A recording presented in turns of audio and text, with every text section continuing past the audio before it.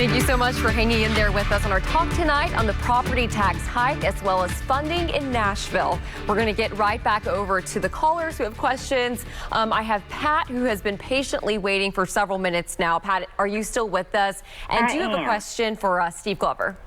Well, I actually just have a statement to make, several statements, and the first one being this tax hike is putting an undue burden on the elderly and the people who's been in Nashville all their lives.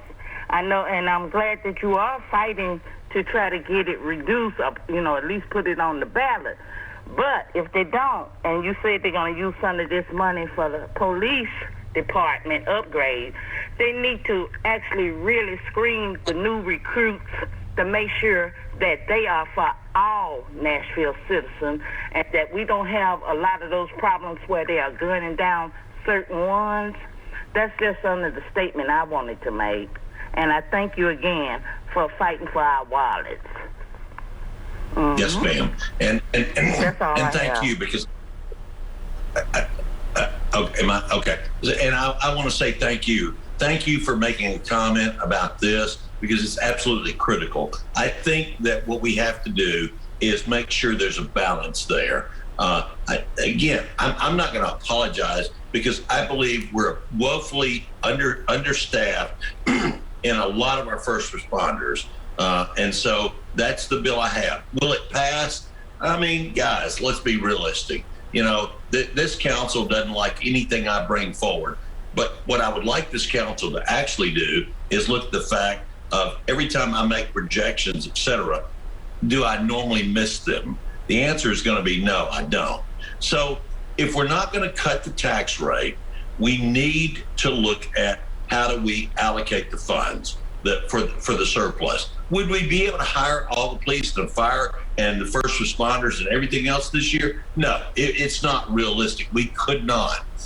So I think if we had a legitimate conversation, we would determine what else could be done if we're not going to cut the tax rate. Now, for me, I want to cut the tax rate. I have spoken to far too many people that this burden of this tax rate has just been too challenging, too hard on them, and they've had to make really hard calls. And some have even decided they have to sell their home, and they got to figure out where they're going to live next. So I'm not going to back down. I'm going to keep pushing to talk about it. But I do appreciate her comment, because candidly, I think that's the right comment to have. I think it's the right thing, the right conversation to say that we need to make sure that as we expand anything in public safety, we're watching out for the citizens of Nashville. And Steve, I know there's rent assistance programs during the pandemic. There's mortgage assistance programs. Were there any property tax, assistance programs or anything that you can share with viewers for the people, who might be struggling, since she mentioned that? There was. The problem is, if you made $1 too much, then you couldn't qualify for that. But here's the other challenge you have as far as the rent and the mortgage assistance. If you didn't file in time, if you didn't file it now, if you didn't do this, if you didn't do that, then you missed it. Because I talk to folks every week that, quote, missed the deadline or missed whatever they were supposed to do, not because of a lack of trying, but they didn't hear about it in time. And so it's just a continuous challenge out here for folks on being able to try and survive, pay their mortgage, pay their rent, buy their groceries, make sure they have their job and everything else. And anybody who makes light of that is foolish, because it's very real in Nashville. And I'm talking about literally even downtown with the musicians, with the servers and everything else. I mean, this thing went deep and wide, and it has been just unbelievably challenging for far too many people in Nashville, when our economy was far too great. But unfortunately, as the local government, we blew it. We blew it hard. On that note, we'll get to our next caller, David. Thank you so much for waiting, David. I know it's been several minutes. You're now on open line. Do you have any questions or comments for us tonight? Yes, I do. Those of us who follow the Metro Council daily, those of us who follow the Metro Council weekly, those of us who follow the Metro Council monthly, their meetings, what you discussed, we know for certain that when it comes to the Metro Council, some things are pushed to the Metro Council, and they are not given the time to review whatever is to be done in Metro Nashville.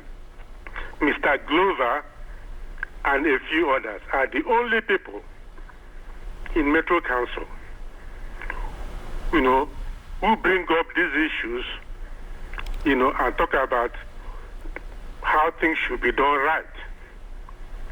And it looks to me like some people are paid to come here and talk bad about Mr. Glover. And what I want to tell those people is, try to find out what goes on in the Metro Council every day, every week, every month. And don't just go to listen to people who do not like Mr. Glover. If you don't like any person in Metro Council, you shouldn't hate any person in Metro Council. You should find out what is going on, and Mr. Glover is one of those who like to bring up issues right at the Metro Council. And there are only a few of them. And I have talked to many of them who have been doing things wrong. And each time I want to talk to them about it, they just walk away. This is not the way to run a metro government. Things should be done without fear or favor. When something is proposed or a ban that is given to Metro Council, sometimes it's given to them 3 days before. And Mr. Glover is one of those people who will say, look, we have to read these things and review these things before we could vote on it. So what I'm saying is, if you're one of those who are paid to come and talk bad about Mr. Glover, just stop it. So it sounds like what he's saying is, first, he doesn't like people talking bad about you. But second, I think he feels that things are getting pushed through quickly. There's not a lot of research done. You're seeing this 3 days before. What would you want to say to those comments? Well, let me say to him, it doesn't bother me that people speak badly of me. That happens all the time. But I do believe, if I was trying to understand what he was saying as far as, looking at everything, making sure we look at it prior to doing it, getting it 3 days in advance is really a bad way to do business.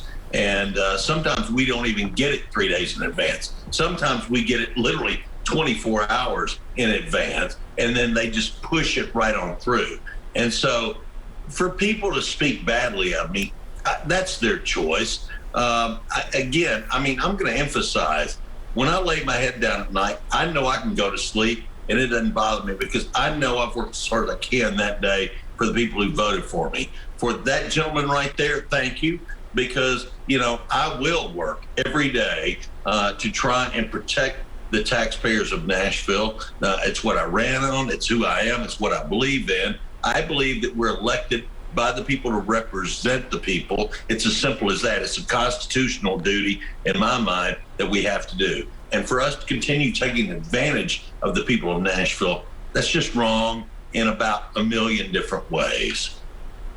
We do have to go to a break, but I know we have Gloria, Chavez, Ron, Casey, some of you on hold. We'll get to your questions as soon as we can.